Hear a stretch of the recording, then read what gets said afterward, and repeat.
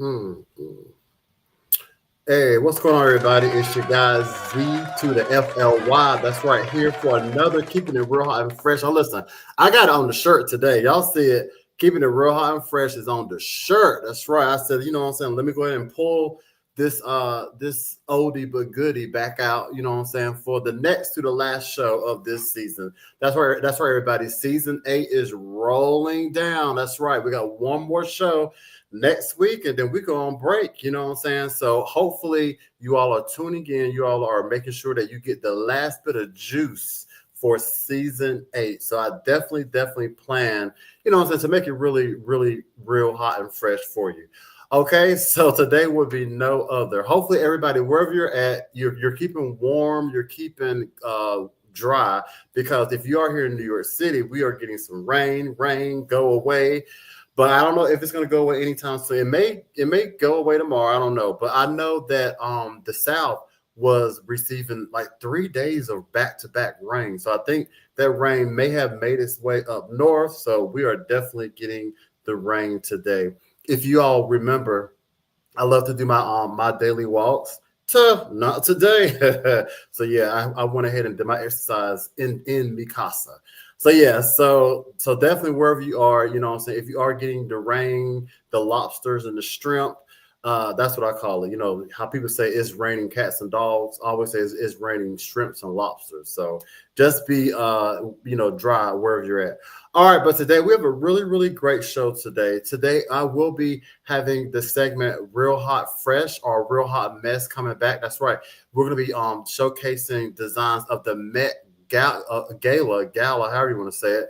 But I will say that I'm really looking forward to that segment because we will have guests, judges, which are Amber, fashion designer Amber, and stylist Donna Reed. They will be back helping me, go over and critique some of the looks from the Met Gala.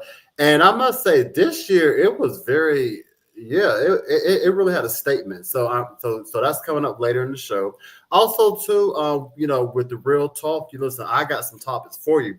Going to be talking about the offspring drinking buddies. Now, if you wonder what that is, that means you parents who are like drinking with your kids who are like teenagers and like not even teenagers, like 8, 9, or 10. You know what I'm saying? Y'all want to have y'all offspring drinking buddies with your young underage children. Yeah, we're going to talk about that a little bit later. And also, too, we're talking about social media.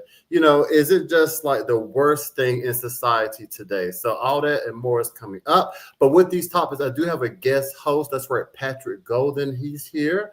So you definitely want to stick around for the real talk. And we're going to like really uncover all this real talk topics and just rip and get into it and let y'all know what it really is. But right now, let's go ahead and get this show started with In the Know. Hit it. Did you know? Did you know? Did you know? Did you know?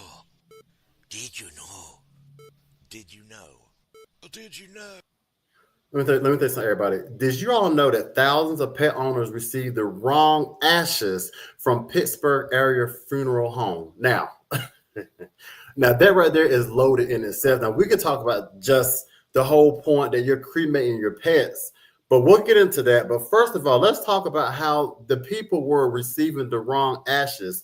That's right, including a woman who works in West Virginia, were recently told that the ashes they received don't belong to their pets. Now, one person said it was a total shock. She was in disbelief. The seed was kind of the worst thing you could ever hear. Said one person. Now, nearly 2 weeks ago, Loveridge was stunned to learn that the ashes she received may not be from her 3 beloved pets. Owners of the ashes received them between 2021 and 2024. Now, last week, the office of the Pennsylvania Attorney General David Sunday said that the filed criminal charges against 70-year-old Patrick Vereb, the owner of Eternity Pet Memorials. Charges against him include deceptive business practices, theft by deception, and receiving stolen property, with allegations of deceiving more than 6,500 pet owners out of more than 650,000. Now, according to the AG's office, in many cases, instead of providing the pet's ashes, the pet's remains were discarded in landfills, and customers were given ashes from unknown animals. Now, listen. I know every time I do this show, I start chuckling. Listen, everybody. Okay, my disclaimer is I am not laughing at no one's misery. I'm laughing because sometimes this stuff is like, I mean, listen, these people receive ashes from unknown animals. Can you believe it could have been squirrels, uh, raccoons, possums? But see, now let's look at it. First of all, now listen, I know that like pets are like, like some people's people, like I know people, they treat their pets better than their own their own children.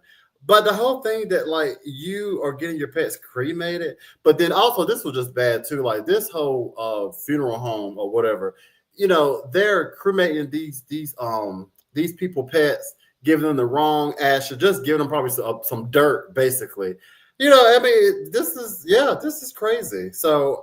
I so if y'all are wondering what's happening, basically a lot of people receive the wrong ashes. But I wonder, how did they even know that the ashes that they received weren't their?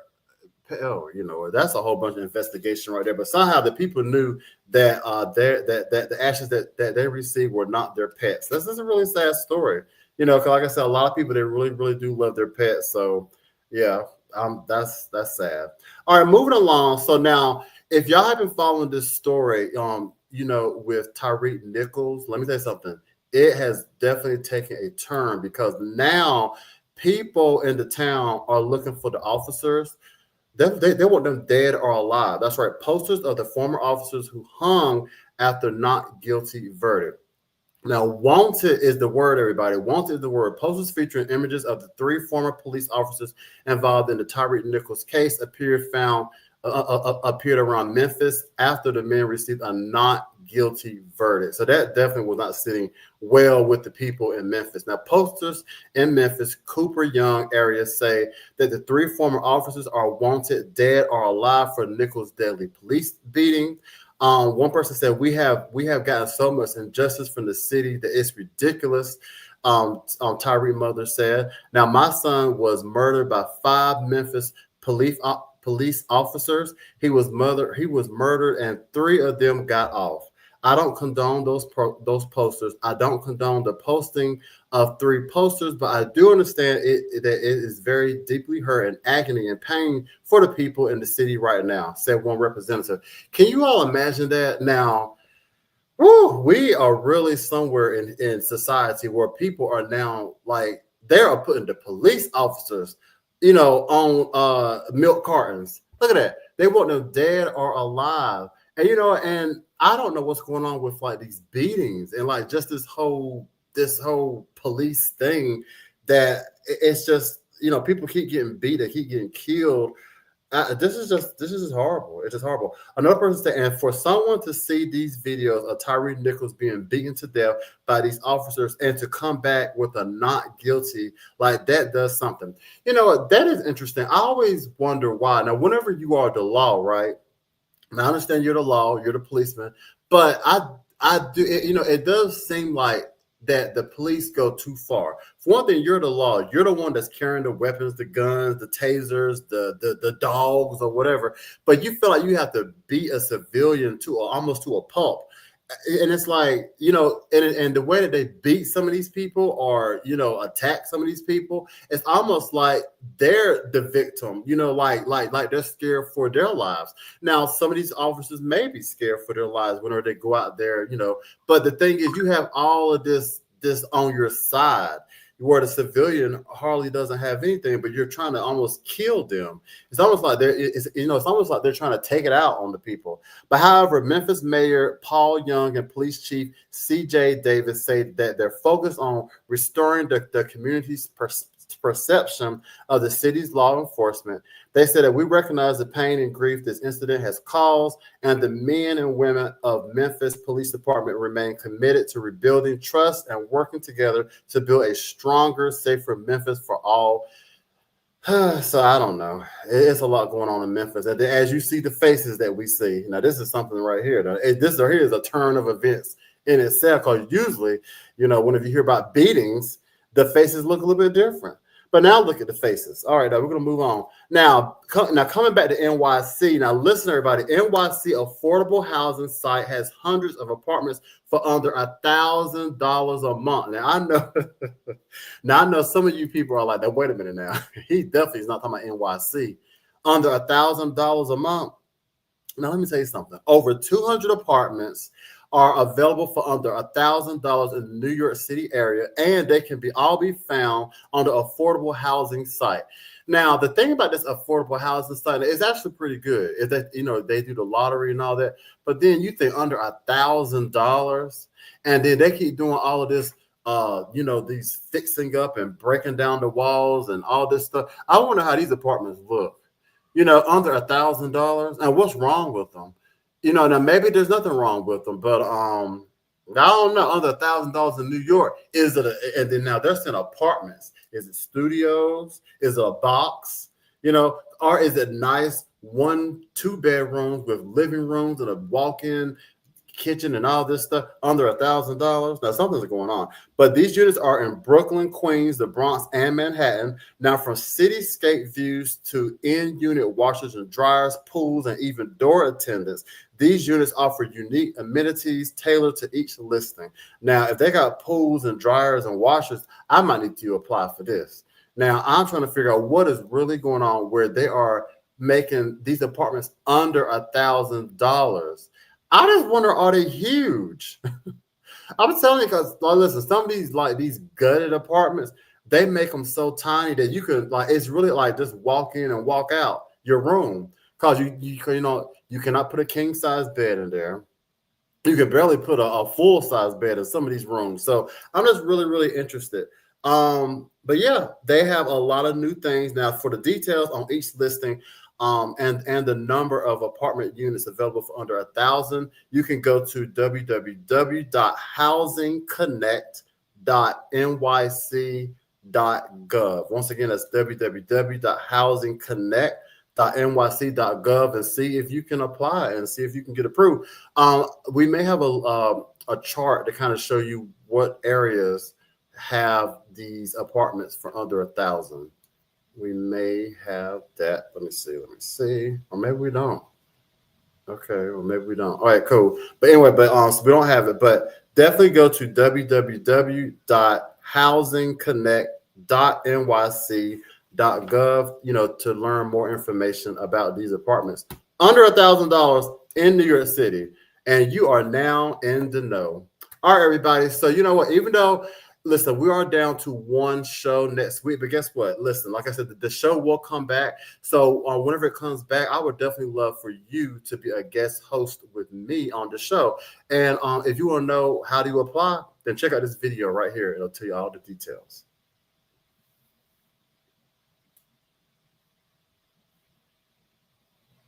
Okay, so actually this right here is going back to the housing. So yeah, check this out. NYC affordable housing site, and we may have a list for you,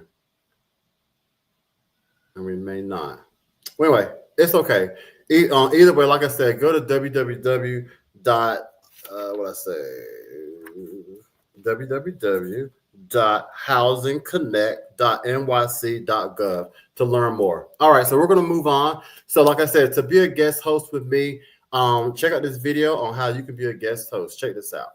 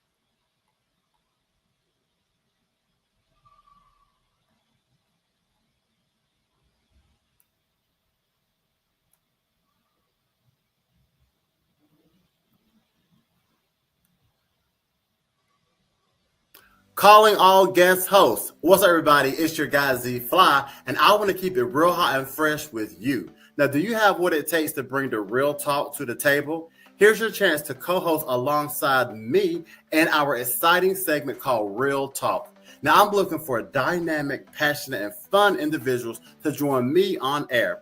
Now, if you got the vibe and the voice, I want to hear from you. Okay, it's really easy to apply.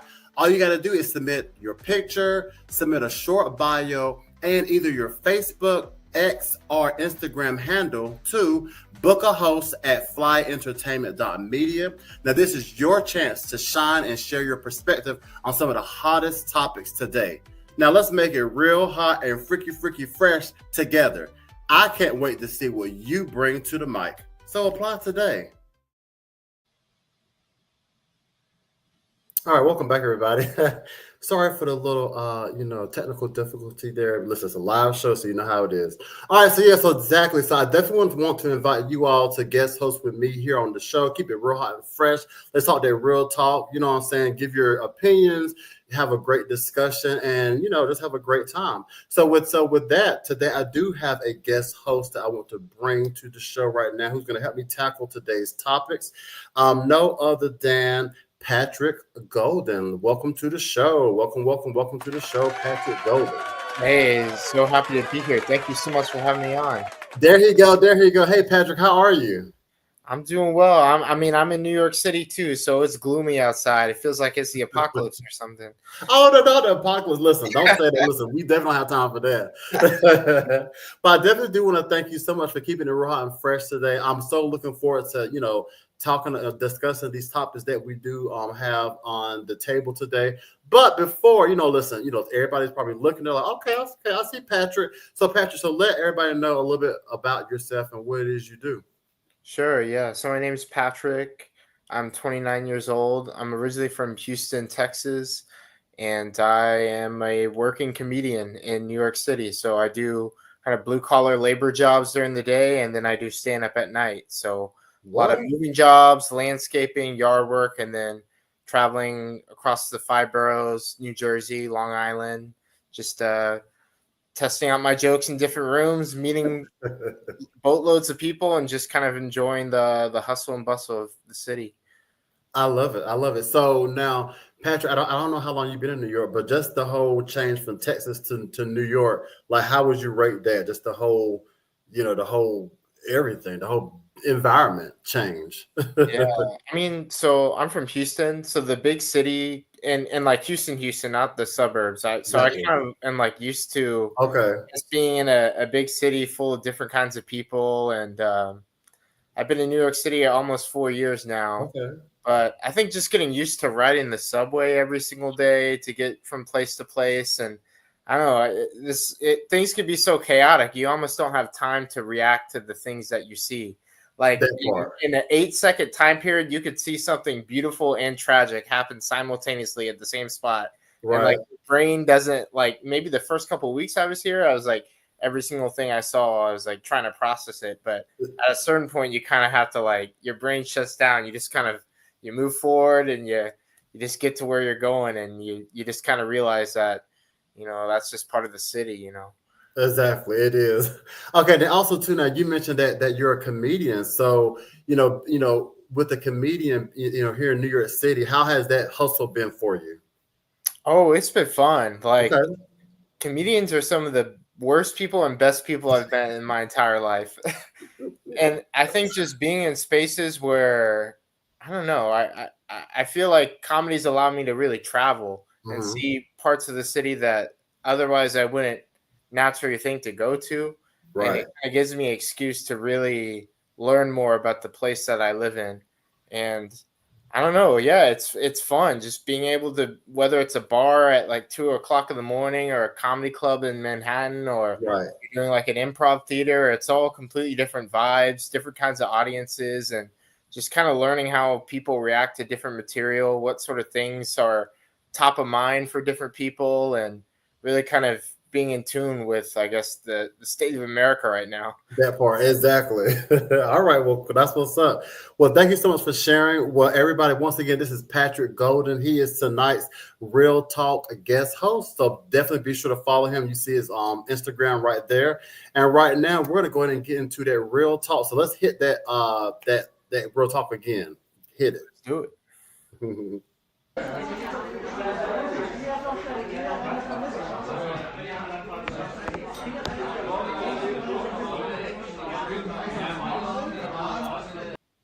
That's right, everybody. All right, so today we definitely have two great topics, like always, everybody. So now our first topic, we're going to be talking about Offspring drinking buddies. Okay, now once again, if you're wondering like Offspring drinking buddies, what is that? It means like your children, what I'm saying, your offspring.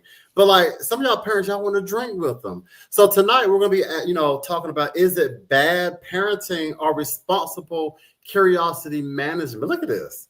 I mean, to me now, some parents believe that introducing alcohol in a safe environment removes, the taboo and reduces, sneaking, rebellious, or binge drinking later. Patrick, what do you think? Like, is this a good idea to, have drinking buddies as your underage children?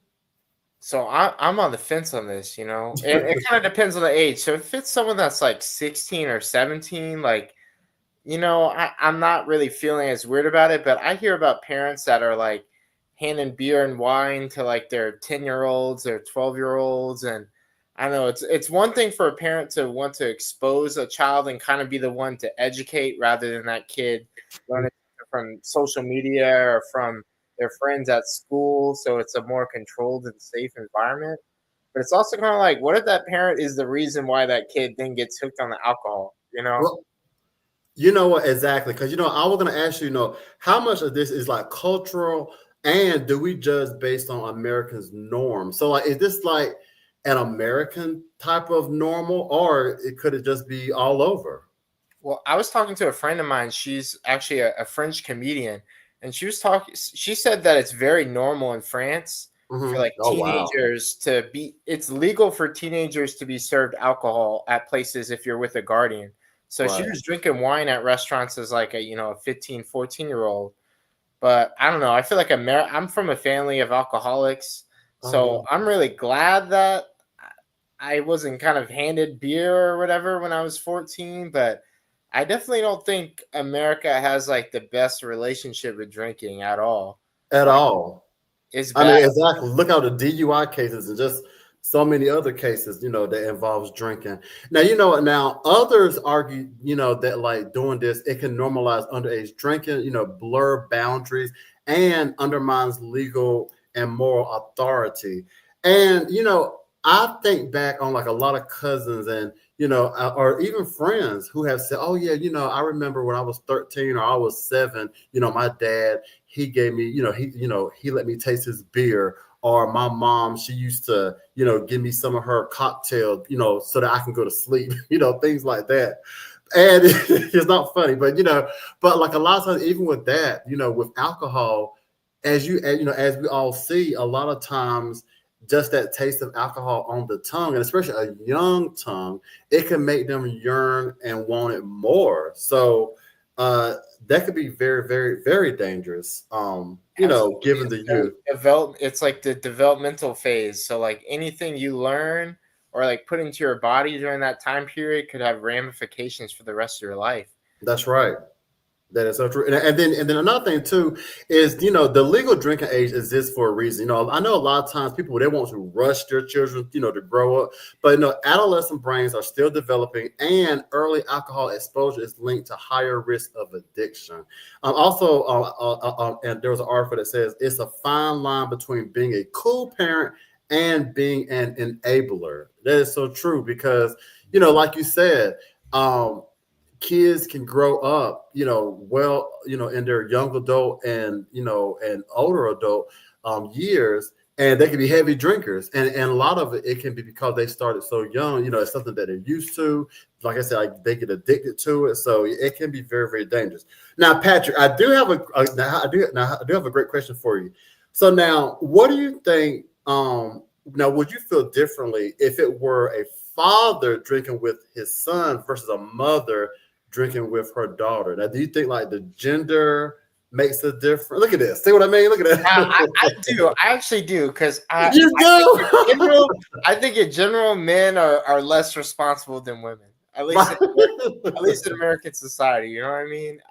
Right. Even though I feel like both could be toxic in different ways. Like, I actually heard about that happening more often. Of like some of my friends in high school, like women friends that would drink wine with like their mom at dinner. Whereas, like, if I heard about my male friends drinking beer with their dads, and they were usually already an alcoholic at like 16 or 17. Oh, wow. Isn't that?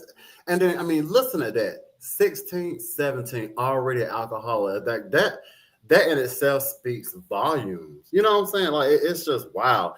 Now, I don't know. Now, do you have any children or no? No, I don't have any kids right now. So now, if you did have any children, do you think that you will drink with your child? And if so, why or why not? I think if I did, it would be like much later on in high school. Like, it'd probably be at the age where I knew, like, by the time you're 17 or 18, you're starting to get invited, unless you're like completely socially isolated, you're starting to get invited to parties with like your high school buddies, where like they might have that fun cousin or uncle or whatever that kind of sneaks in and brings the liquor and beer or wine to that social setting. So I would at least want to have a conversation with them about like, hey, like, I know you're probably going to drink. I'm not going to judge you, but here's how you do that safely. And we might even like just experience, just so it's like, hey, this is what beer tastes like. This is what the feeling's going to be, almost to like prepare my child so that they don't find themselves in like a very dangerous situation. Because it's like, you could be the super strict parent that's like, don't go out at all. Or it could be like, I know it's going to happen. Let's just like make sure you're as educated as possible for it. That is so true. And and then also too, just with like people of age, we see how they're slurring and staggering here. It looks bad as adults doing these things, but like whenever you see children, like you know what I'm saying, staggering and can't speak, and that's a very bad look. And, it's a very big concern, that if you are drinking with your child, who's actually being the adult in the situation. Can you imagine, like look at this little girl, like she looks like maybe she's 7 or 8. Can you imagine her drinking with her mom or dad and then having to babysit her mom and dad, because they're both drunk? It's just crazy. 100%. I mean, I had a close friend from college who he grew up with narcotics in the house, and he got addicted in high school. But it's not like his parents could take care of him, because his parents were hooked on the same thing he was and were the ones that introduced it to him. So it's like, you don't have that sense of stable authority in the house. You know what I mean? That's rough. That's rough. So everybody, we definitely want to know, what do you all think? Leave your comments. Do you think that, drinking with your underage children, is it cool? Is it bad parenting? Look at this. I mean, this looks bad. Like it says, is it bad parenting, or is it, parents being friendly? Let us all know what you think in the chat. We would definitely love to know. Okay, so we're going to move on to the next subject. Or the next topic. So now speaking of drinking, now we're going to talk more about what's happening in society, but this time we're going to go virtual. That's right. The social media bring out the worst in society. Now we definitely have to talk about this, because we see it every day, right, Patrick? I mean, you're on the subway, you're on the bus, you're walking down the street, you're sitting at you're at an event. I've been to events where, now mind you, events, you're supposed to be networking, talking to people, and people are like just talking to whoever is like virtually in their phone. Yeah. Right. Right. So social media has undeniably connected people and spread important messages, but it also amplifies toxic behavior. Patrick, what are your thoughts on this topic? I was reading the other day that apparently the number one way that Americans consume information in 2025 is through short form video content. Wow. You know what? People aren't reading books anymore. People are just watching like 20-second bite-sized clips. And that's like shaping their entire perception of themselves, politics, the universe, God, whatever. Just through that means of presenting information. And I also was just thinking about the fact that the average length of a pop song in America keeps decreasing in time. Like if you listen to the number one songs on the radio these days, the songs are like a minute and a half, like 2 minutes long. Like Yeah. people's attention spans are so low. People won't even go out to the movies anymore. They're like, what, a 2-hour movie? I'm not going to watch that. And I it's know. just It's like, people feel yeah. it's that our brain. I feel like our brains are, especially with AI now, I feel like we're getting younger. Yeah, you know what? You are so right. It is gotten. It's gotten worse, and it's getting worse and worse. You know, even with like my social media supervisor. You know, he always tells me how he said, oh, we need to start doing shorts. You know, like on YouTube, and I'm like, really? He's like, yeah, because people, they don't want to watch an hour show, and it's just ridiculous. And not even just with social media, even with things like your website. People, you create a great website, but now people, they just want to just see your social media, your Instagram. Oh, just show me your page. They don't want to go through your website anymore. I don't know what's wrong with people, but you are so right. They don't want to read anymore. They don't want anything that they feel is going to take too much of their time. And then if you look at what are they doing, they're not really doing anything, what I'm saying, like that vital where they can't. Mindless scrolling, They're mindless scrolling. So now, have you ever caught yourself, acting differently just for social media? Sure. It's like he's like, sure. And sometimes it's like you're not even conscious about it. Right. I feel like there's this idea of like you're constantly performing and you're live streaming your entire life. And it used to be kind of a metaphor, like, oh, you're just posting everything you do on Twitter or Instagram. But now, like, people literally live stream their entire lives on Twitch. Thank you. So it's like, what does it mean to be authentic? Like, authenticity feels like it's something that, especially, I feel like my generation like lost a foothold on, because you're always wondering like, oh, like I'm posting this online not for me, but with the idea of knowing that people are going to see it.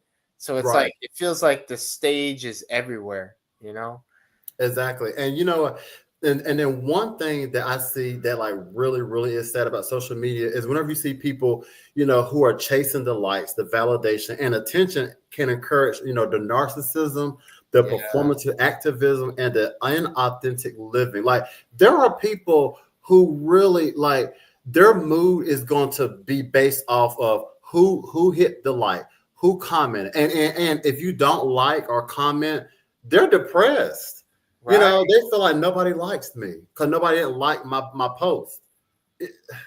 Imagine going to a therapist this day, and like back in the day, you might be like, "Oh, I'm having romantic problems with my girl because she cheated on me." But now I'd be like, "Yo, this girl made me feel a certain way because she didn't like my IG story, but she was looking at it." It's like such a weird thing when you really voice it out loud. It sounds absurd. It sounds really, really crazy.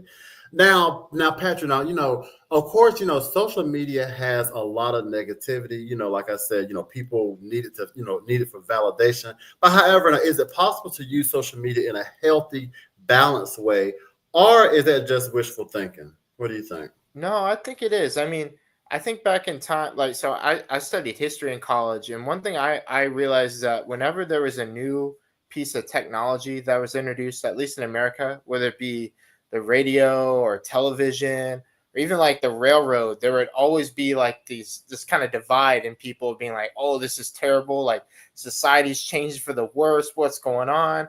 And then other people were like, no, this is great, like the exchange of information and ideas, the ability to connect with people is now at a way that makes life better on earth. Like I think about the fact that I'm able to stay in touch with family that don't live in the same state as me, or friends from my childhood, or even like some of the Facebook groups. Even though Facebook, the main page, feels like really mindless and like full of like AI slop and terrible, like I really feel like there's some great online communities where you can meet people that have like a shared interest or passion as yours, and you're actually really having like great conversations and you're sharing knowledge and resources.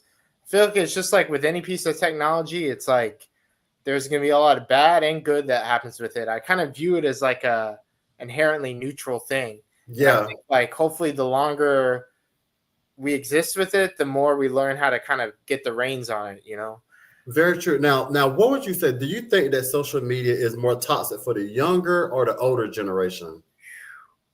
I think both. I mean, younger especially. I mean, I just know like some of the girls I know in my life, just the body image stuff is terrible. Like people have a lot of shame with how they look. They see people that are like either looking sexier than them or living a better Right. life than them, visiting the Cayman Islands or whatever. And I think we just constantly are comparing ourselves to each other at a level we've never seen before in history. It's just like you're constantly aware, and it's not even someone's real life. It's just like whatever they decided to showcase or display. And I think it's like leading to people to feel like really depressed. Yes. You are so right. Exactly. See, I know, and see, that's the trap, I say, of social media, because see, you're right. A lot of times people can just in that moment post something, and then you would think that, oh my God, they're having the best life ever, but really they could have just been in a sunny background or whatever. But like really, they're depressed or they're sad or whatever it could be. But because that one little picture that they took, you're thinking, oh my God, listen, they're everywhere. They're having a great life. Oh, they look great. And then, of course, the filter, that's always making people look a little enhanced. Right. So, yes, so other things too, like that, like platforms often reward controversy, drama, and shock value for more than substance or positivity. Also, we have the cancel culture, cyberbullying, trolling, all byproducts of an unchecked digital playground. Patrick, reality TV, do you think that also, kind of, I guess, what's the word? Not enhanced, but, I guess really also help with the social media. For example, like the Kardashians, they really made a lot of this, the selfie and things like that popular. So, and then also it's like a lot of people on social media, they're trying to be like this mini celebrity or something. So do you think reality TV kind of plays a part as well? Yeah, I almost feel like Kim K was one of the OG online influencers. You know what I mean? It's like, yeah, even the nature of celebrity is different. Celebrity used to be like, I'd say a far more exclusive group. It was just like the movie stars or like the rock stars. But now it's like, you could just be someone that's very attractive or just really good at gaming the algorithm. You rack like a couple million followers on TikTok, and now all of a sudden your identity is now like a brand. Right. You're no longer a human being. Like it literally feels like you're like an idea of what you represent. You know what I mean? That is so true. And like you said, like you just said, that those algorithms, you gotta be careful with the algorithm, because they're very, it's almost like a detective or a spy that's constantly following. You look at one thing, and next thing you know, that one thing is just flooding your searches and your on timeline. So yeah, the algorithm is they just too in your business. And especially the algorithm with politics, it's like as soon as the algorithm figures out maybe where you lean politically, then it only shows you content or ideas that you're likely to agree with. So then you just get siloed into an echo chamber, like, and you just start to feel like your worldview is the truth, even though like the world is super complicated. There's not like one answer to everything, but online social media will make you feel like there is like a complete true way of perceiving everything. It's crazy. It's crazy. It's nuts, if you ask me. Now, earlier you said that, hopefully, we can get, in society, we can get to where it's kind of neutral. But now, do you think that society will be better off if social media disappeared tomorrow? Would it be better off? I mean, I would say so. I feel like at this point we've opened Pandora's box. Like we're at the point of no return, but I would like to think so. I feel like, I don't know, back in the day, people were more, I'd say like, I don't know if the right word is more religious, definitely more religious, but people were meeting up at like the town square, kind of like meeting their neighbors. And now a lot of people will just spend their entire day, especially the people that work from home. They could spend 24/7 behind a computer, not meeting any people in real life, like not putting themselves in positions to like meet strangers or meet people that are different than them. I think it's just like the internet's like isolating us in ways that I feel like we were way better at dealing with before social media existed. You are so right. Yeah, even like, meeting friends or going on dates. A lot of times, going on dates, you would, go meet at a McDonald's or go meet at the roller skating rink. Now it's check me out in my DMs. You know what I'm saying? So the apps, Right, the apps, exactly. It's like, yeah. Wow. So everybody, we definitely want to know, what do you all think? Is social media bring out the worst in society? We definitely want to know what you all think, because I know that you definitely have an opinion. So, let us know in the chat. If you watch this after the fact, then still leave your comments and I will go back and read them later. All right. So I definitely want to thank my guest host, Patrick Golden. Thank you, Patrick. How do you feel? You kept it real hot and fresh. Like I felt like it was like really stimulating about stuff that's very relevant and important for the future. We have to be thinking about these things. You are so right. Well, everybody, if you do want to keep up with Patrick and his hustle, then here you go right here at Patrick Golden Comedy here at the bottom. Be sure to follow him on Instagram. Now, Patrick, what's the next show coming up for you? I'm hosting a show tomorrow night in Brooklyn at Highbury Pub off Cortelyou. We got a great lineup. It's a free show. Pay what you can. All donations are split with the comics. But yeah, free show at Highbury Pub in Brooklyn. Okay, I love it. Listen. I love a good comedy show, so don't be surprised if you see me in the audience. Okay. Hey, all right. Anything else you want to say to your listeners? Anything you want about yourself or your business or anything? Yeah, if you need somebody to help you out with yard work, that's what I'm doing these days. It's the gardening season's back in session, so if you need a gardener, hit me up. That's what's up. All right, everybody. Well, be sure to hit him up right here at Patrick Golden Comedy on Instagram, and be sure to check out his show, because I'm pretty sure it is lots allowed. All right. Once again, I do want to thank Patrick for keeping it real hot and fresh with me in the Real Talk segment. Everybody, we're going to get into a quick music break, but definitely be sure to stick around, because after the break, we're going to get into the Met Gala of it all with my fellow judges, Amber and Donna Reed. You don't want to miss it. That's all coming up after the break. Thank you again to Patrick. Thank you so much. Hey, thank you so much. It's great meeting you. Yes. All right. Later. Stay around, everybody. We'll be right back.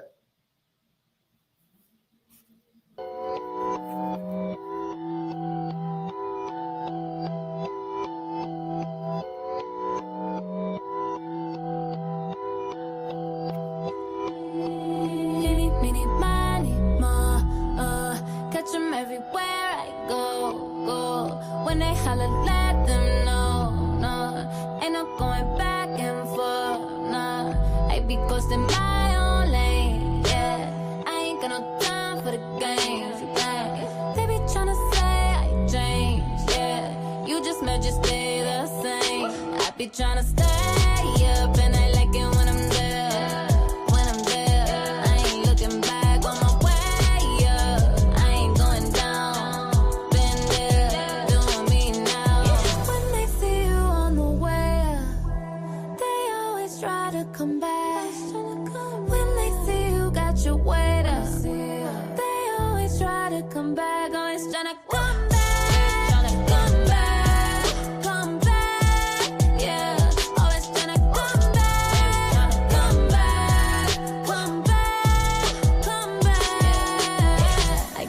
A second chance, they wanted FOMO. Now the niggas missing out on me like they got FOMO. Only time they see my ass is scrolling through my photos. They say to keep your foes close, but to me that's a no-no. I don't like no brocos who be trying to say they know me. Y'all bitches be hella phony. You only just knew that on me, homie. Don't know where you think this is going. Real niggas on me, don't hit me just 'cause you're lonely. I'm hot, now you all up on me. Stay up and I like it when I'm there. When I'm there, I ain't looking back.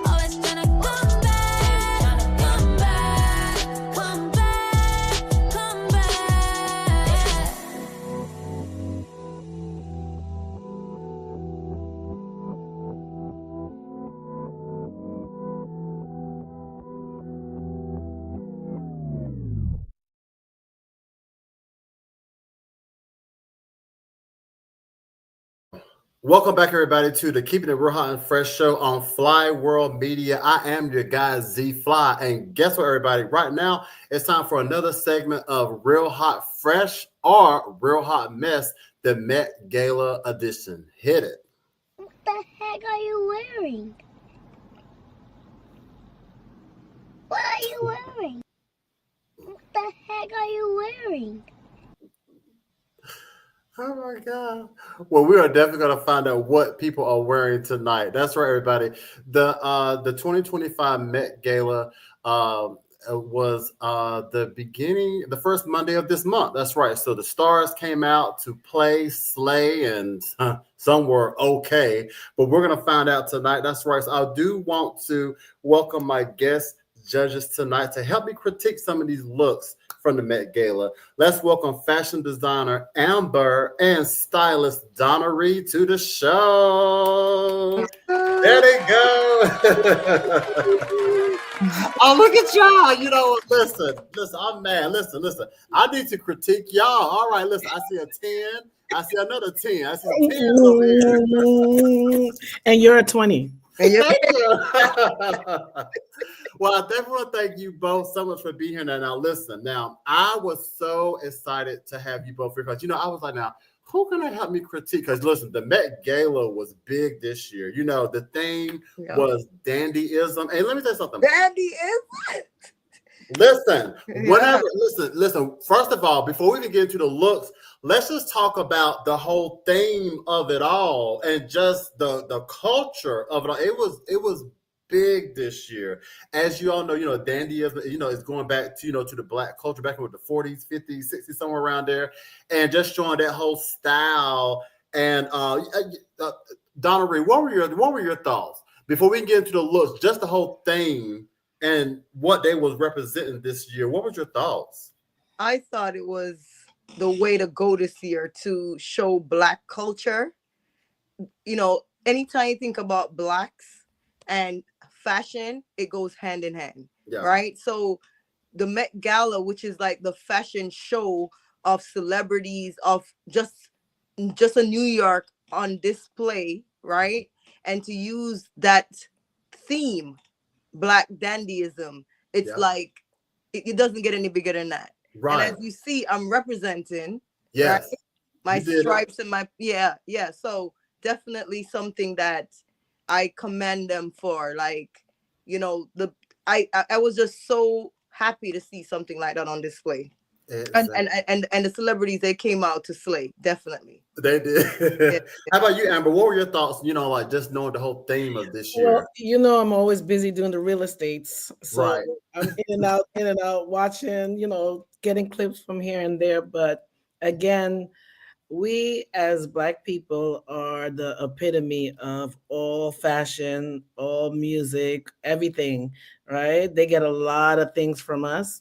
Mm-hmm. Sometimes they cover it and act like it's theirs, but a lot of stuff come from us. So it was just wonderful to see that they just gave homage to that.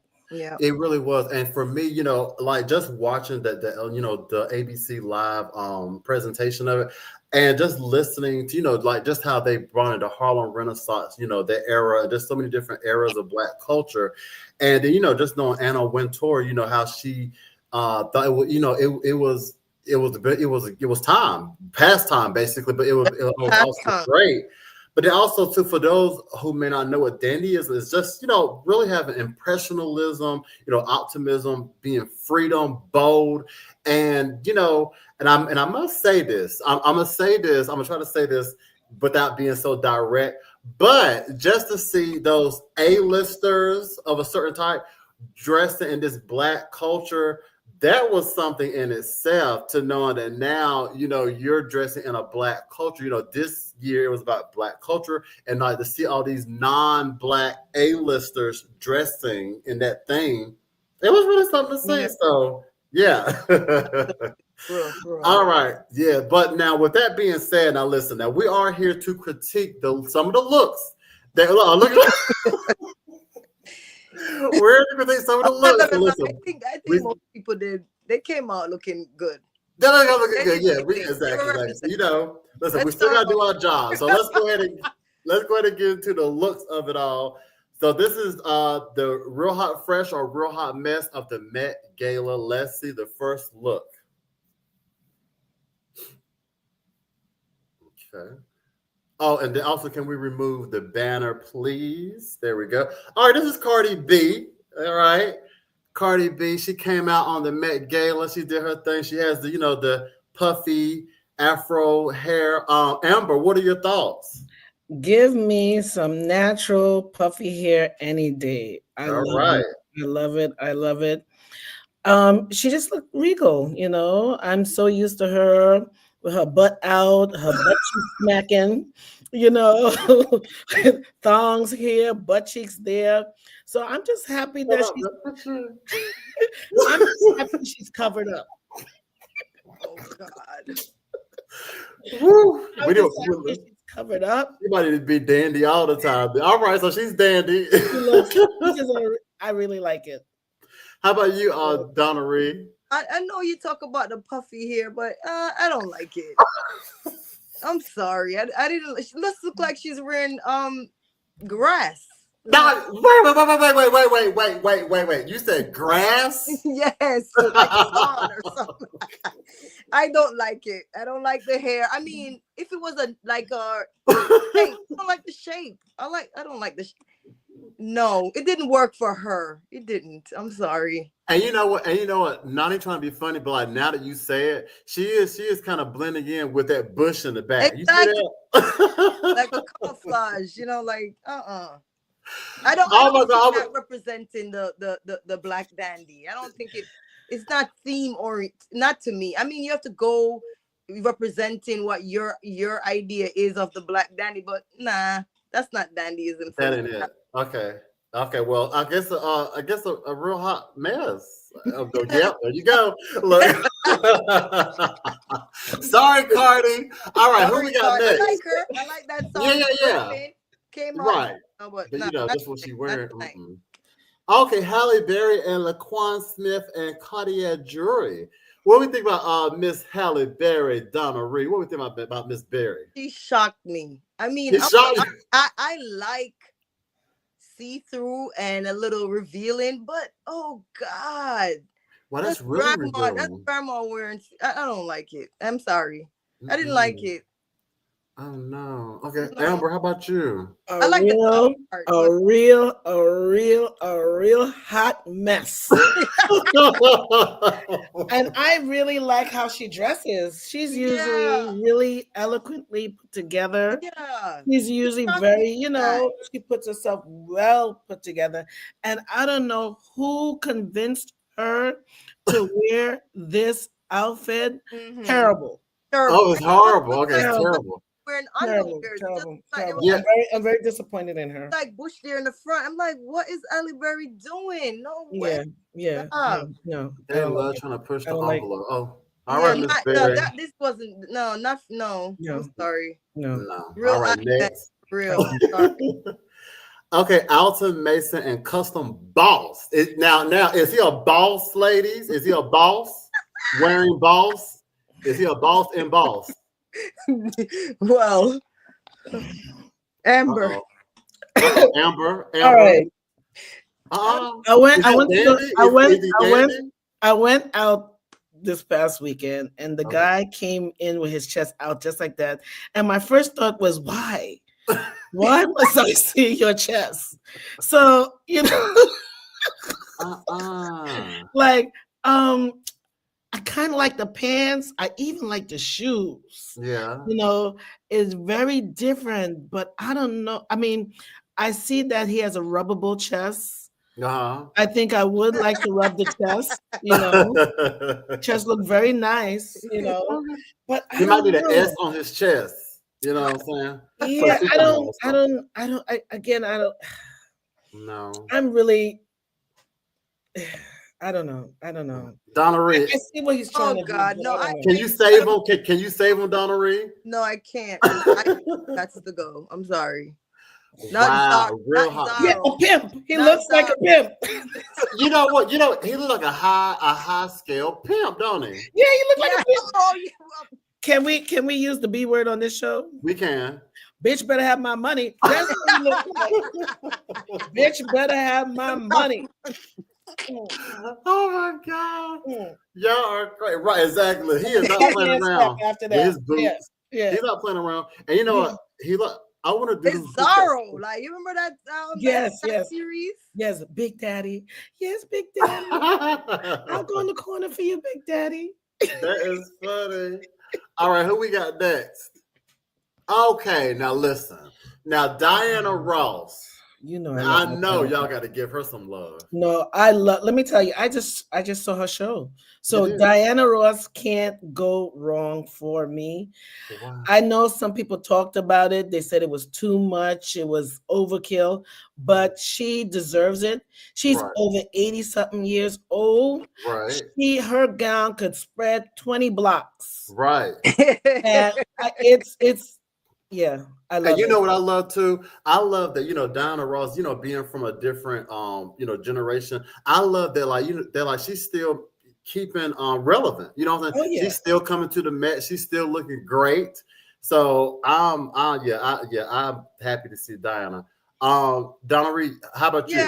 She can't do anything wrong for me. I like it. That's she would definitely know what dandyism is. You know what I mean?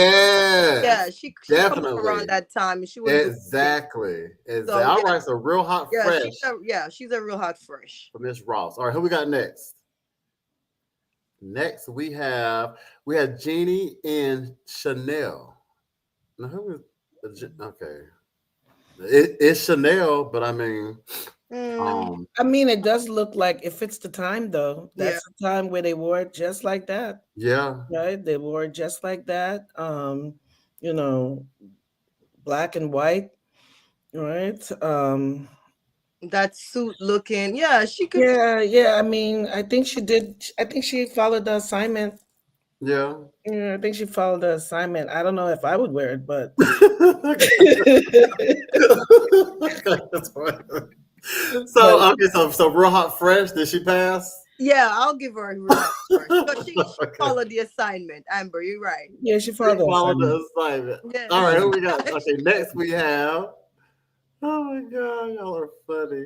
Okay, look at Riri and Mark Jacobs at Cartier Jewelry. Don't y'all gonna do Riri like that? No, she can't do any wrong for me. No, I don't know. I don't like it.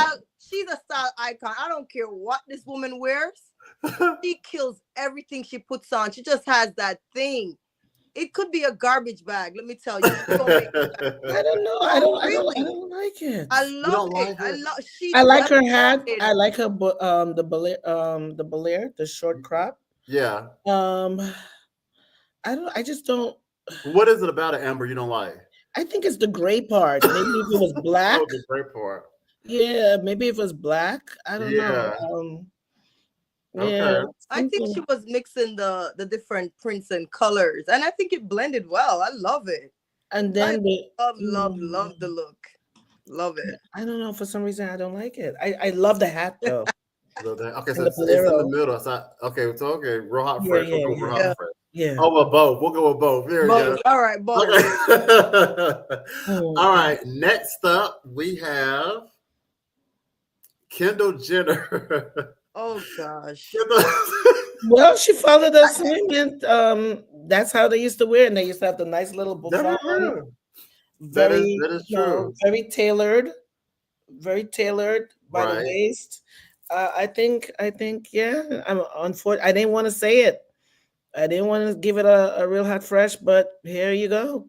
I like the look, but it just made her look old. I'm sorry. That's the look. It was her. Mm-hmm. She looked like. She should have wear her hair up like how they do in the buffoon, to really match it, and then it would have been. She would have sealed the deal. Yeah. Color. Maybe she should have worn that in like stripes. If it was striped, I would have liked it. It does look regular. Yeah, it's definitely regular. Yeah.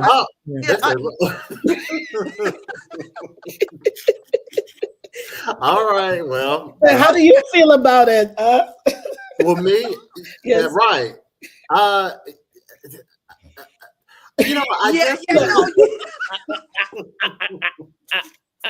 I can't even get it out. that said it. That said it. Next.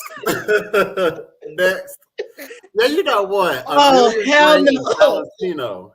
Do we really need to talk about Oh, now, are we at the Met Gala or are we at the strip club? Like, hell to the nah. But she don't know what dandyism is. Hell no. Exactly. She thought she was performing in the Cotton Club. Right. That part. Oh no, terrible. No way. Yeah. Terrible. All right, AL, listen, I'm gonna tell her name, but y'all know it Ferragamo and Cartier jewelry. I don't like that. What do y'all think? I don't know which again, beautiful chocolate sister. I like the black, but the red. Yeah. If she would have taken the red, it's like red beads. If she took off the red, it would have really been nice because it's like a duster, like a black long duster. Right. With a white low cut dress. The red just no. Yeah. Yeah, Amber, you got that. No, that it just looks. It doesn't even have a real. What kind of pattern is that? It's not exactly. And the hair that's the hair. Yeah, that's the hair. Yes. That's the hair. She killed the hair. She killed the makeup, the duster, but that red. I don't know who. Yeah, didn't. Yeah. It's sad. It's just okay. Next. What the hell? Is this an exorcist? What the hell? Get the hell out of me. You know what? I'm picking up. And Alexander McQueen. Now who's this? It's Natasha Lyon, and Alexander McQueen. You know. This is like some disrespect to herself. Like, seriously, she came to represent what she representing here. What terrible. She looked like she just came out the morgue in a vampire movie. Yeah, but Alexander McQueen should be ashamed. Like, she should be ashamed. Yeah. She just flying through the air like this. Exactly. And then she's hiding what? Like all the bite marks on her neck. Don't be disrespectful. That's right. To our dandyism. No. That's crap. That's terrible right there. Real hot mess. Yeah, exactly. Yeah, she missed the assignment. Yeah. She did not fulfill the assignment. Okay, failed. Next up. She failed. Okay. Kylie Jenner. You know what? These Kardashian Jenner girls really messed up this year. I swear. They don't know nothing about what they're doing. I don't know. Oh gosh! Again, let me see. And see. That's what I said earlier. That it's so interesting to see these non-white, trying to do this dandyism thing. They don't understand it. That's it. Blood, man. Right. Yeah, I think if she had a different bottom, because the middle section is good, the sleeves is good, the hair is good, but that's that bottom part. Yeah, you're trying to figure it out. She didn't close the deal. She didn't close the deal. Yeah, and she was almost. About the shoes. The shoes look strange. Everything is strange. Not the shoes look strange. Like no, I mean they really. I saw them on the red carpet, the blue carpet. I'm like, oh no, pack it in. Yeah, she was almost there. If they put a better bottom on her, almost, but no cigar. Yeah, okay, no. Next, you know what? Hell? I'm not. You know what? All I'm gonna say is chaperone. That's all I'm gonna say. She's from Kiss. She's from Kiss, the rock band. That's it.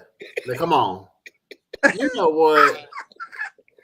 Oh, that's the representation of dandyism. Back then, when they're doing the band, the crazy. Oh no.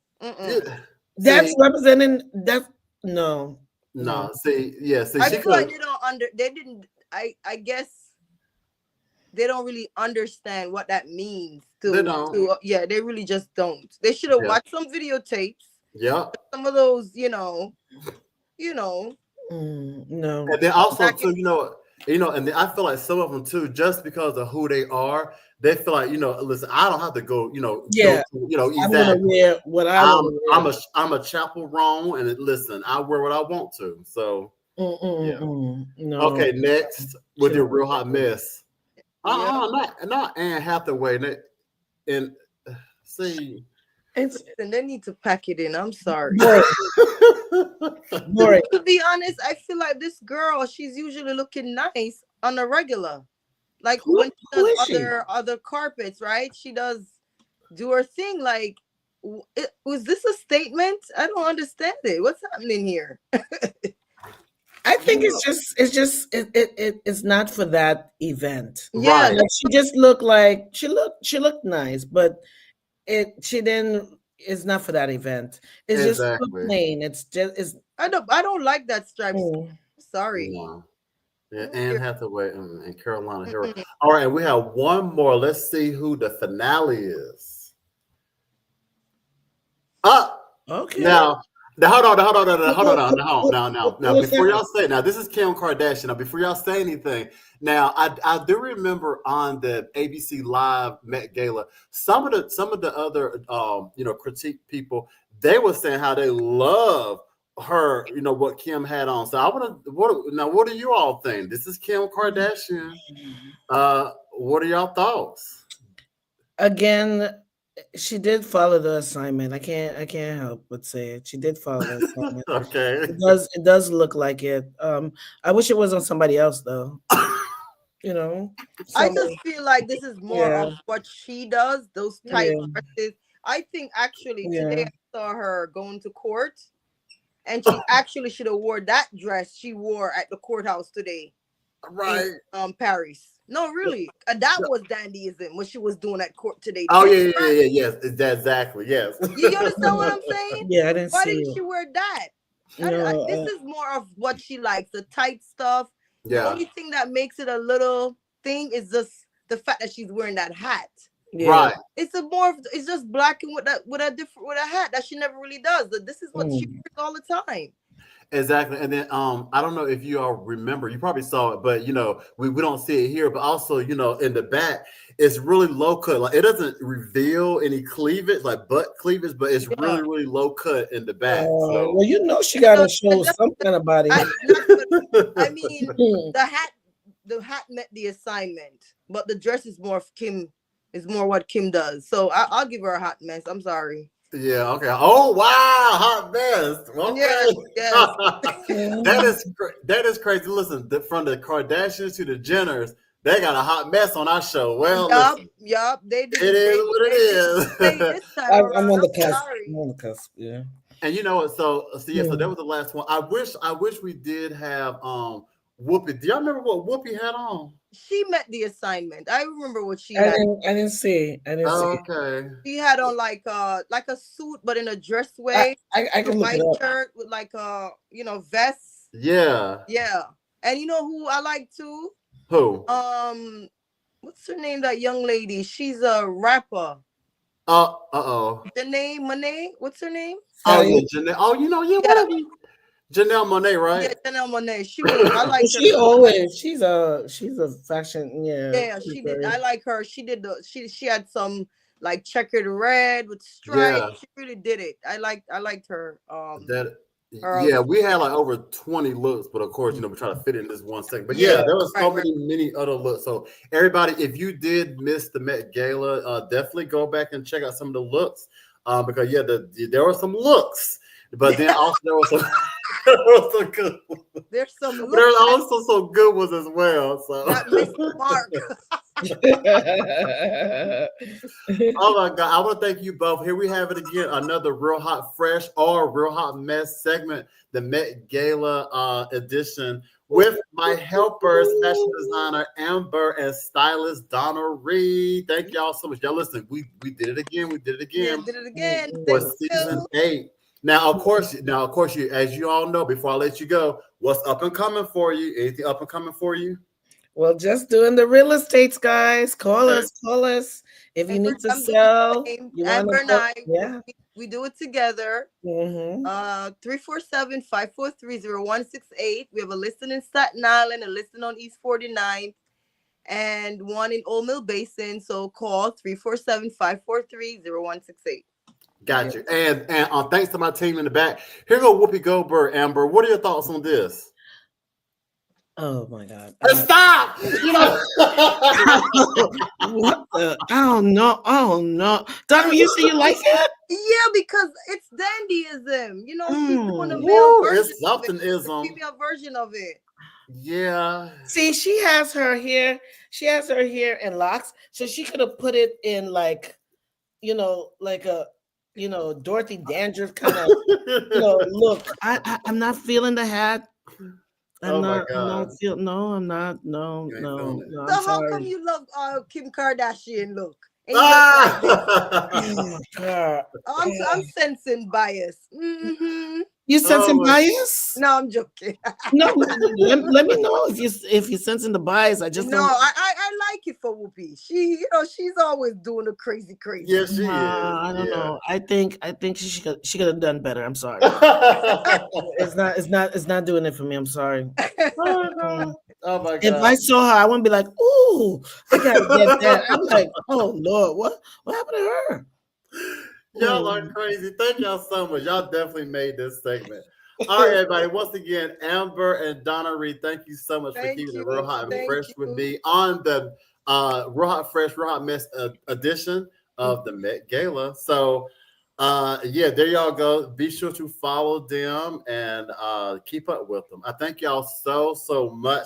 Everybody, be sure to stick around because I'm going to tell y'all a little bit of my Hebs event right after this. So don't go anywhere. Thank y'all both for. All right, take care. Thank you. Mm-hmm. All right, everybody. So as you all know, or you may not know that, listen, the beginning of this month, I was very, very busy. You know what I'm saying? I was doing some pop-up shops, some expos, and also did the Hebs event. Hebs is Hair Education Beauty Summit. It was in Secaucus, New Jersey, where I went out, saw some celebrities. Kate Michelle was there, other celebrities as well. It's all about, about hair, beauty, skincare, just kind of keeping yourself up, making yourself feel good by looking beautiful. So I want to just give y'all a little bit of another teaser of some of the greatness that I endured during Hebs. So check this out.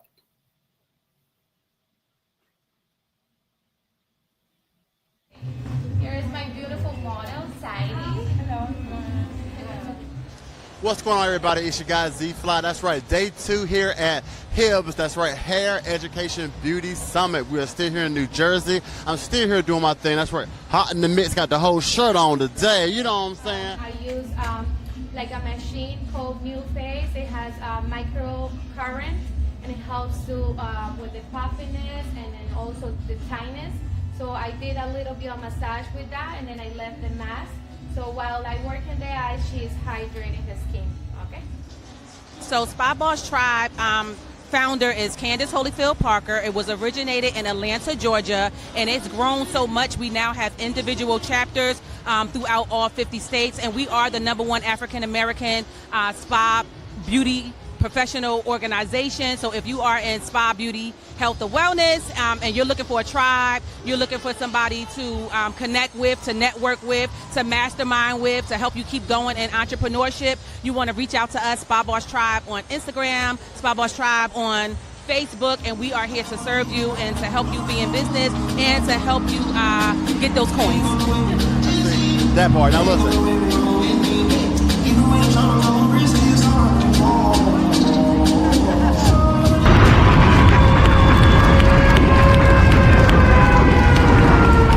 It's Nick Mayer. I'm over here with Z-Fly at Fly World Media. We're over here at the Hebs Hair and Beauty Education Summit, and none other than my home state, New Jersey.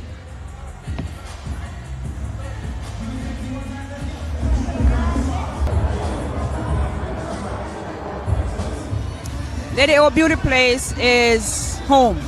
Oh, it's home.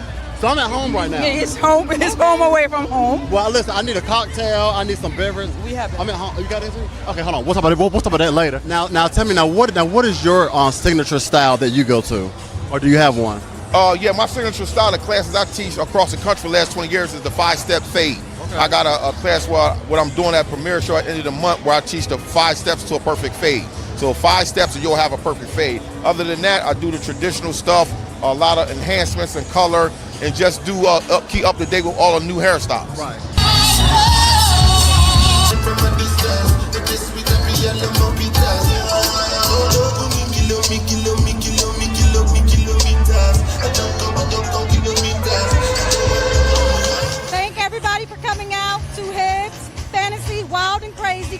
fashion. We had such a great time. I want to thank everybody for your support, for your judging, and everything creative. Thank you.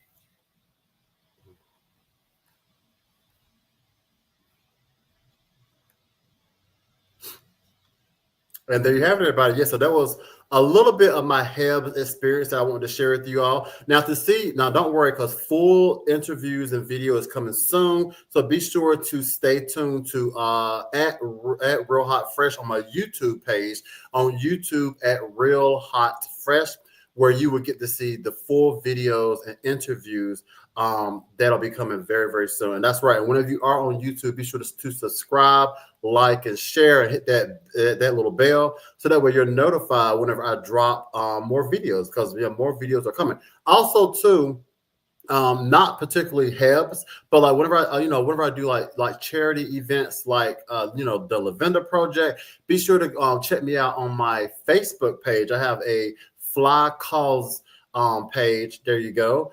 On Facebook, Facebook/Fly Causes, and that will show you all of the different philanthropy and charity type work that I do.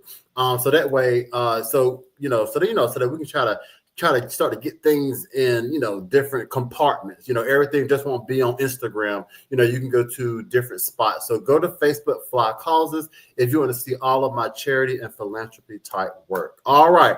But right now we're going to get this show moving because we're a little bit behind. I got to speed it back up. So let's go ahead and get into the cringe of the day. I got 3 for you. Hit it. Oh my God. Oh my God. Oh my God. Oh my God. Oh my God. Oh my God. Oh my God. Oh my God. Oh my God. Oh my God. Oh my God. All right, everybody. So if you're familiar with host and YouTuber Candace Owens, Candace Owens, she's also is a person who will speak very heavily on LGBT movement, just all the things that's happening with it. But guess what? She talked about it so much that she got banned.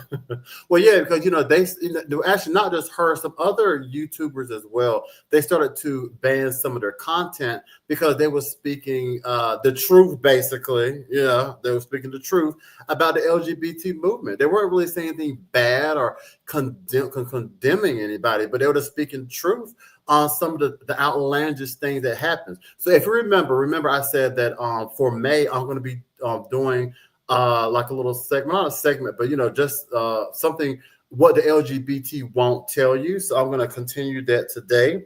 So I do have a video with Candace Owens speaking on that. So let's watch the video and then we'll talk more about it.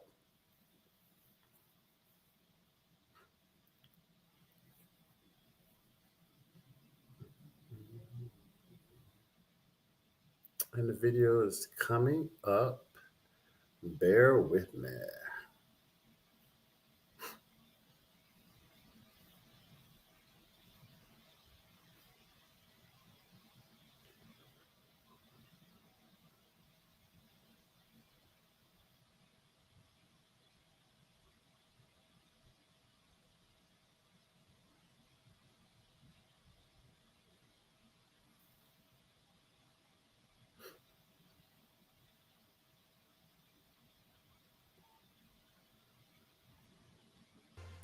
All right, guys, it's Pride Month. So you need to be reminded it's Pride Month. Get out your rainbow flag. We now month every year a false dichotomy is created.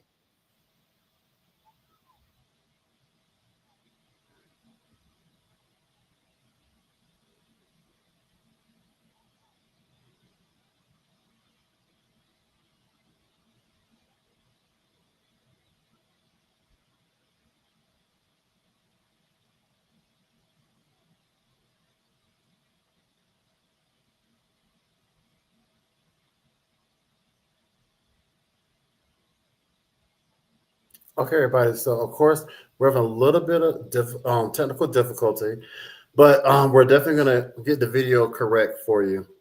I definitely want you to see it, because basically this video with Candace is just talking about, the lifestyle versus the preference of the LGBT and, just things that the LGBT organization or whomever movement agenda won't tell you. So I want you to see this video with Candace and then I'll be able to talk more about it. And also too, it's almost like, instead of doing better, it's like they want to condone the narrative or just a stereotype that that people already have about the LGBT. So hopefully the video will play, so you'll know exactly more what I'm talking about on this subject. So yeah, so basically, it's just gonna be, seeing what these parades, what these let's see, we may have it.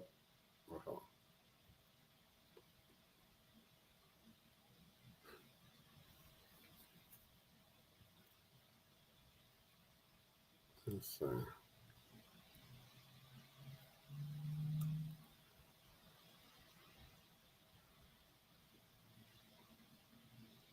So what you're seeing now is that's just a comparison.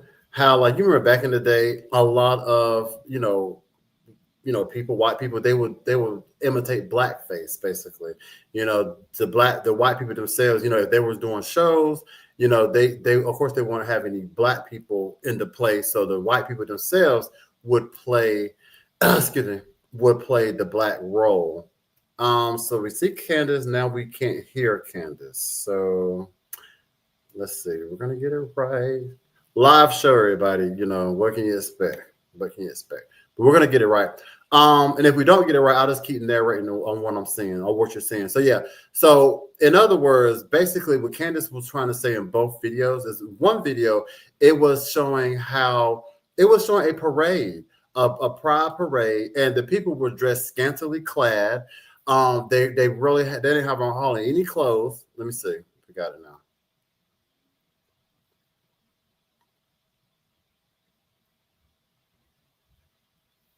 Okay. So yeah, so this video there, so she was talking about just the pride parade. All right, guys, it's Pride Month. Just need to be reminded, it's Pride Month. Get out your rainbow flags. It used to be a day, by the way, then it came over just a little over a week ago. It reads, wishing all the homophobes a super uncomfortable month. Okay, Meghan King, we get it. If you do not fully agree with the activities and the celebrations that take place during this month, it's because you have a massive character flaw. You're a bigot, you're a homophobe, a transphobe, and perhaps worst of all, you might be a prude. Because why else would you have any issue with people displaying their most private body parts in public? I'm being honest when I say that I think that we have to stop politicizing this issue. This is why I've stopped promoting my ideas and my beliefs as conservative, because it's not conservative or liberal to believe that private parts should remain private. I would argue it's just decent.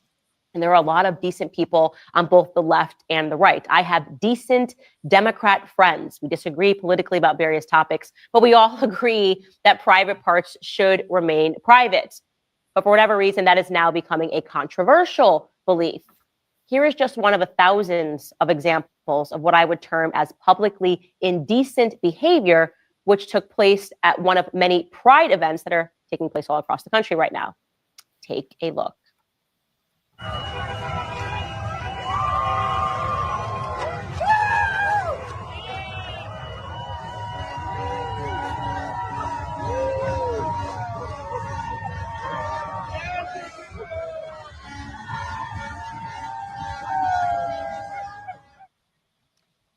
Now, we blurred this because I think, as I said, it's publicly indecent and we're not going to do. Okay, so yes. So now as you see it, so that right there is where, so lifestyle versus preference, right? excuse me. So you saw the people there were, I mean, I don't understand. I don't understand. But anyway, I understand why they feel like they have to act just like that, just to say I'm gay. I don't understand it. Instead of wanting to do better, like with just the world having, like, I feel like I'm repeating myself now but I keep repeating myself because there ain't nothing getting better. Instead of wanting the world to see you the way that the world has always seen you, you would think that people want to do better, like condone, change the narrative, but they condone the narrative. They condone the stereotype. Why won't you don't understand why don't they want to be seen as why do they want to be seen as oversexed beings? You may didn't see it that well on that video, but there was a man on the back of a truck bent over while someone just whipped them with a belt or something. But now keep in mind, this is what you want to portray to the media, portray to the world that, yeah, I'm gay and this is what I do. This is how I dress. This is how we act. And so why are you mad whenever people see you as nothing more but lustful beings who just lust after your flesh, lust after flesh? You can't control your flesh. Just wanted the ignorant to believe that that's what it looks like. There's a lot of ignorant people out there. I was having this discussion with someone the other day of just how ignorant people are about sexuality. Like I said, a lot of us, we never really been educated or really don't understand our sexuality. We've been told what it is, We've been told, oh, you're supposed to like this, or you're supposed to act like this, or we've been told, but to really authentically let your sexuality come into form, we don't. A lot of people don't understand that. Like I said before, in school, women aren't even really taught about their reproductive systems. You hear more about the male. So, sexuality is just still a mystery with a lot of people. Also, if you saw that parade, I think of Dwayne Wade and Gabrielle Union whenever their son, daughter, whatever, was wanting to be a transgender. I'll never forget that story. I think I'm gonna say son. Listen, because he was born a boy. So their son, whenever he was thought he was gay, he was 10 or 9, 10 or 11. They thought it was okay to take their son to a gay parade. Now, did y'all just see what happens at a gay parade? I just tell you, the man was bent over while somebody's spanking him with a whip, and you're taking your 9, 10, 11-year-old to stuff like that. See what I mean? The lack of education. All they hear is, oh, my son said he's gay. We don't know how to raise a gay son. I guess we just give him to the gays. Okay, now let's look at your second cringe of the day. Another Candace video. Let's see if this one's working. This one is about transgenderism. So we have another Candace video for you. So take a look at this. Hopefully it's working. We'll see. Where do we begin? Let's start talking about blackface, right? That is something that we all understand to have been a historic wrong. Just in case you don't know the backstory there, and I am right now showing you what was a poster promoting the comedic event of a minstrel show, that began back in the 1830s in New York City. Essentially, they were comedic performances of blackness by white people. They would wear these exaggerated costumes, tattered clothing, and they would stereotype blacks as being ignorant, hypersexual, as being cowards. And people loved it. People were like, this is so funny. This is amazing. It's really funny when white people wear a blackface and act like black people. Now, I can imagine if I was sitting in the audience as a black person, which I would not have been in the 1830s, obviously, but I just imagine if I was allowed to sit there and somebody did that, of course, I would be extremely offended by those stereotypes. But it would be even crazier if people got up and were like, you don't have a right to be offended by it. In fact, you are white phobic. And started saying I was the problem for not enjoying this stereotype and this performance. Why am I saying that? Because we're essentially doing that today when it comes to transgenderism. I mean, I would say, by the way, regarding blackface, we so agree that it's wrong that we've overcorrected it. Right now, kids that are just trying to go dressed up as like Moana or Pocahontas to Halloween are being called racist, which I think is ridiculous. But we have this other issue that we should maybe give some of our energy to. And it isn't blackface. It's woman face. Blackface, not allowed. Yell at those little trick-or-treaters when they're dressed up as Pocahontas. Yeah, this 4-year-old can get it. But woman face, guy dressing up as a girl and playing out a stereotype of what it means to be a girl or a woman, we're just like, yeah, no, that's totally fine. In fact, if you don't like it, you are transphobic. If you don't like being made fun of, you are transphobic. So there are a lot of things that are wrong with Dylan Mulvaney, but my biggest issue with Dylan Mulvaney is the fact that despite being nearly 30 years old, Dylan Mulvaney wants people to believe that, oh, I'm a girl. I'm a girl. Not a woman, a girl. An adult biological man cosplaying as a little girl. Tons of things wrong with that. I have been saying to people for a very long time, it is very clear what they want to bring down the pipeline and what they're trying to make us comfortable with. So Dylan Mulvaney released a music. All right. Now, the average person feels that LGBT, especially transgenderism, is far removed from them or their family. And see, and I keep saying this because I keep meeting these people. You should never think that. Now, I know when if you look at your children, like, no, not in my family. This is my child. I know my child. You know, a lot of parents, especially moms, say, I know my children. I know my child. But, you know, which may be true, but you don't know them 100%. Because what I mean by that, even if you're a mom, but still you're not in your child's brain. You know, like even though you may know, like I'll say 95, 98% that you know your children, but still you don't know what's in their brain every month. Like, for example, like let's just say your child say, oh, you know, I just want to kill somebody. Like I really want to kill somebody. Is a mom thinking that she know her child want to kill somebody? So what I'm saying is people feel like, oh, just LGBT stuff. Oh, that's far removed from my family. Oh no, we don't get down like that. But you don't know. And because the agenda is real, like Candace is saying. You know, how you have to ask yourself, how would you react if your child wanted to transform? Like I said, I know some of y'all thinking, well, I ain't even thought about it because my son, my daughter, they won't do nothing like that. But let's just say something about that. A lot of these transgenders that's out there now, I'm pretty sure their parents probably said the same thing about them. Some of them. They probably said, oh, my child would never do that. And now look at a lot of these transgenders today. I bet you if we were to ask some of their parents, well, did you ever think that your child would go through a process like this? They're like, no, I never thought my child would do this. So see what I'm saying? They were also parents who thought that their child that was so far removed from their family. Also, how would you react if your son likes transgenders?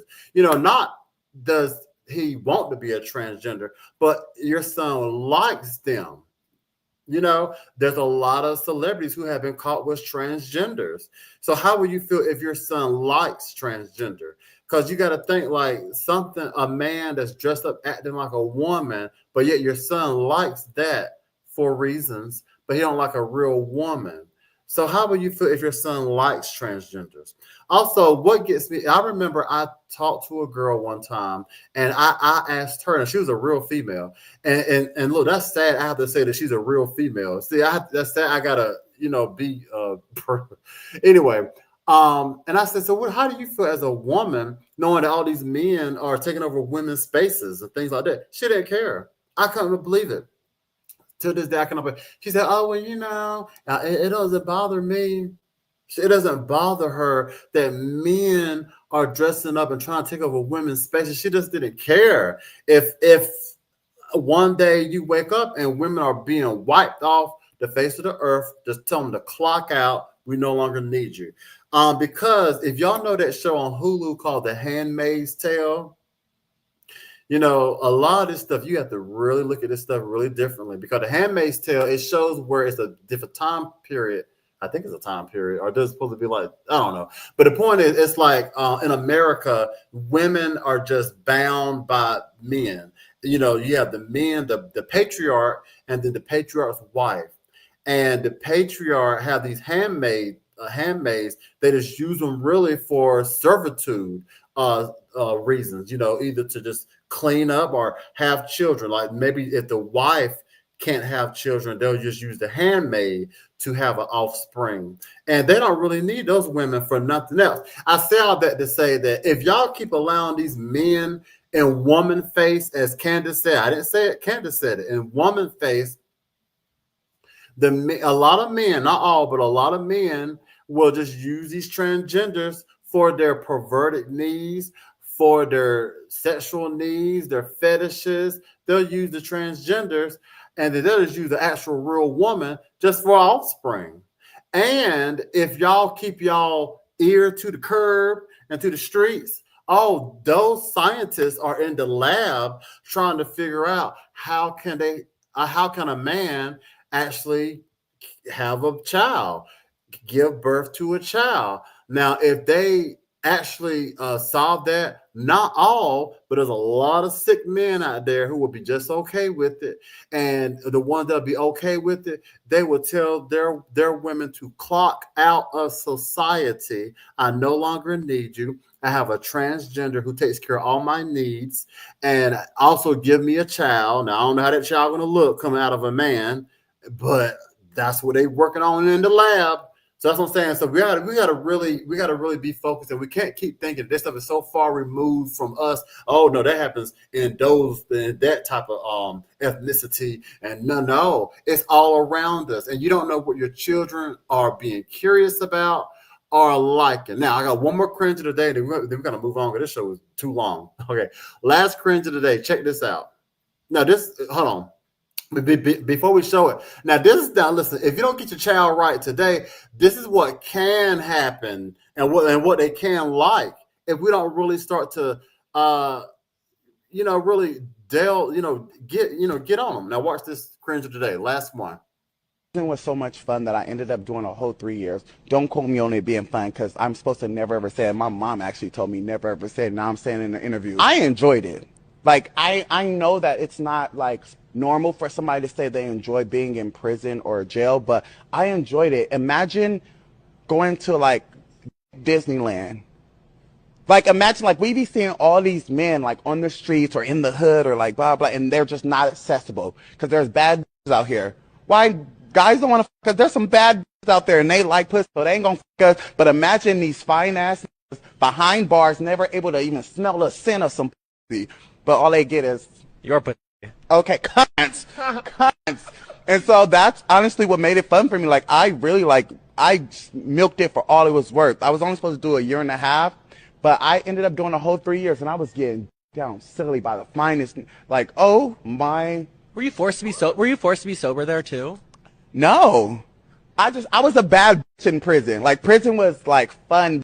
I was on the hottest and the most powerful in there. So yeah, they were bringing in like weed, cell phones, all that shit.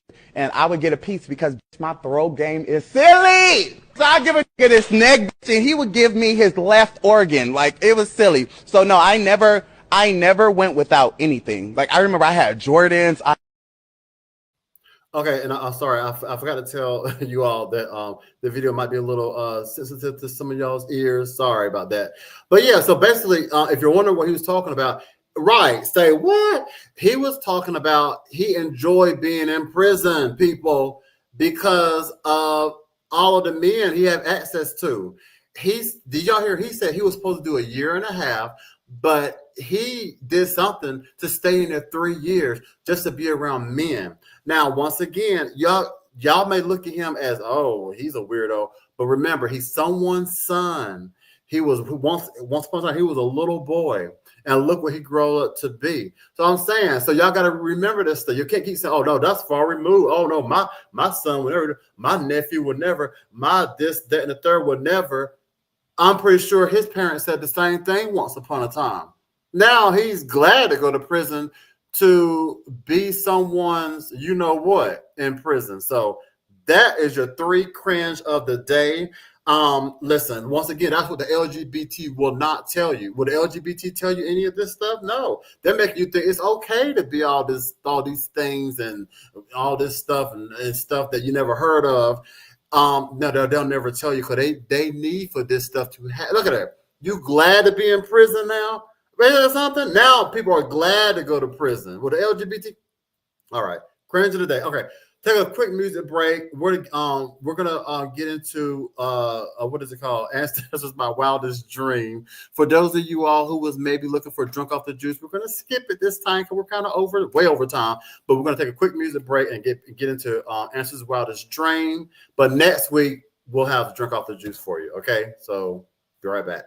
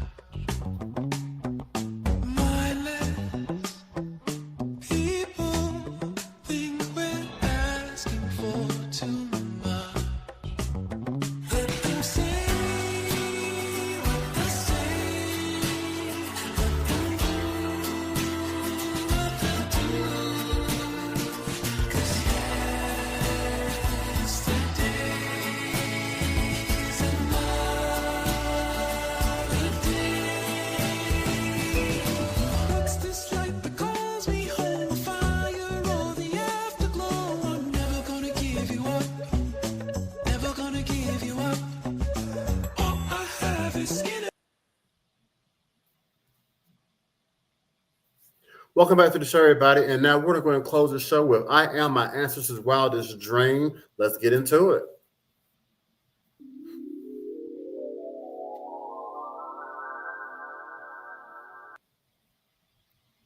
Today, we pay tribute to a true musical genius, a cultural icon, and a fearless trailblazer. That's right, Prince Rogers Nelson, known to the world simply as Prince. Now, I got to tell you the truth. I didn't know that myself. Prince Rogers Nelson. All right. Born on June 7, 1958 in Minneapolis, Minnesota, Prince was the son of musicians and was immersed in music from a young age. But his journey to stardom wasn't without struggle. He grew up in a segregated America where Black artists constantly had to fight for respect, rights, and recognition. Prince used his talents not only to break into the industry, but to revolutionize it. A self-taught multi-instrumentalist, Prince mastered over 27 instruments, wrote hundreds of songs, and created his own musical universe. His breakout album, 1999 and 1982, set the tone for what would become a legendary career. But it was Purple Rain in 1984, both the album and the film, that turned him into a global phenomenon. The album spent 24 consecutive weeks at number 1 on the Billboard 200 and is considered one of the greatest albums of all time. Prince was bold. He was Black excellence personified. He blurred the lines of gender, race, and genre. Whether it was pop, funk, rock, soul, or R&B, Prince owned it all. He took control of his artistry, famously challenging the music industry when he fought for ownership of his master recordings. At one point, he changed his name to an unpronounceable symbol to protest against record label control, a move that redefined artist independence and inspired generations after him. Yeah, I remember he did that. His accolades include 7 Grammy Awards with 38 nominations and an Academy Award for Best Original Song Score in Purple Rain, a Golden Globe Award, induction into the Rock and Roll Hall of Fame in 2004, selling over 150 million records worldwide. Whoa. But beyond the charts and the trophies, Prince's impact was spiritual. He was a philanthropist, a quiet humanitarian, and a man who inspired artists to think freely, lively, boldly, and never watered down their greatness. Prince once said, a strong spirit transcends rules. And that's exactly what he did. He transcended. So Prince is proof that talent, boldness, and vision can overcome limitation, and that greatness is not given, it's created. He is without a doubt one of his ancestors' wildest dream, and also so missed. Wow. Just looking at these pictures bring back memories of just Prince in his prime. So yeah, he's definitely missed. So rest in peace to Prince Rogers Nelson. All right, there you have it, everybody. Whoa, everybody! Listen, this here was a show. I really enjoyed. It was really great. I had a feeling this is going to be a great show. I want to thank my guest host Patrick Golden for holding it down to Real Talk. I want to thank my judge guest, judge guest, fashion designer Amber and stylist Donna Ree for helping me critique those Met Gala looks for 2025 in the Real Hot Fresh, Real Hot Mess edition. Also, I want to thank my crew as well for listening. You know, with all the technical difficulties, they be holding it down. So I thank you all too for tuning in and throughout the technical difficulties. As you know, it's a live show. Once again, I do want to encourage everybody to check me out on my YouTube page at Real Hot Fresh. Like I said, some great things are coming. Next week is the last show for season 8. So the Real Hot Fresh will be blazing. You know what I'm saying? Because since I won't be online, but you can still see, you know, events and things that I'm doing. Also, too, be sure to check out my charity work on my Facebook page, /Fly Causes. That's right. There you will see more of the Lavender Project and other pop-up shops or anything philanthropy or charity that I'm doing. You can check everything out right there to see all the great work. Also, if you're loving the show and you want to hit me up with a little something, then definitely I can hear all the ways to donate to me. I have all of it, Zelle, Cash App, all that stuff. You know, if you're loving the show and you want to show your boy some love, this is how you can do it, just to show your support. All right, but once again, everybody, thank you so much again for tuning in. Once again, next week is the last show for season 8 before we go on break. So yes, I will definitely bring you some more great talk and some more greatness next week. I think that's everything I want to say. So yeah. All right. But once again, thank you, everybody. I am your guy, Z-Fly. You are tuned into Fly World Media. And until next time, everybody stay fly. Bye-bye.